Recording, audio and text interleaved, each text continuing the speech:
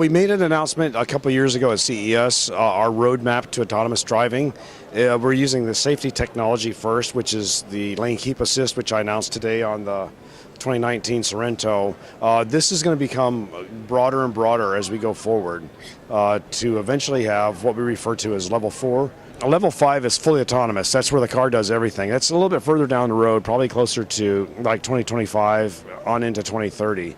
But the level just before that, where it still requires human intervention, probably by the early 20s, 2021, 2022, you'll start seeing that more and more across the industry, and we'll probably have something. So we're on a roadmap and on a path to get to this.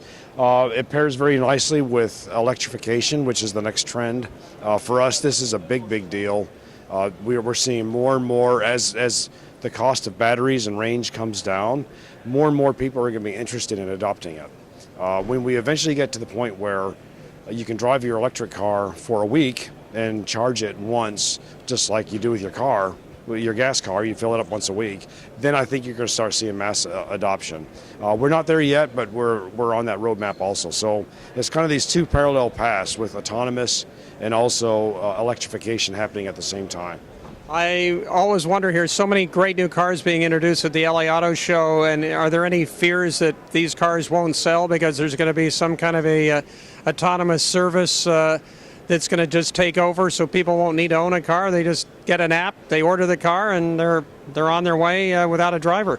Well, I'm looking forward to it. So probably in, 15 years or so when I can't drive, I'm really looking forward to it. But I think in the meantime, it's going to develop in different markets and different rates. I think for a lot of America, which is rural or a small town, I think this is going to be something that's going to take more time.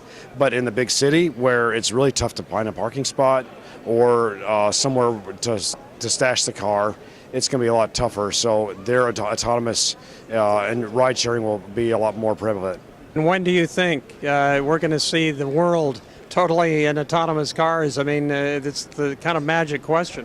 Well, I think this is going to take some time, and it's this interesting period where you're going to have cars operated by people and the autonomous interacting at the same time on the freeways and on city streets. So I think there's going to be a period where you're going to start seeing a lot of adjustment. I think it's going to be a generational change. I think it'll probably be like 15, 20 years down the road. A lot of people are talking about it because it's the new thing, the technology's there, but you forget about all the other things that have to happen before that happening. Mapping, sensors. If a city all of a sudden puts out cones because they're doing construction, it'll throw these cars off. So they got to work through all those details. The car behind you is? It's a brand new vehicle. It's our plug-in version of the Niro. 26 miles all electric range.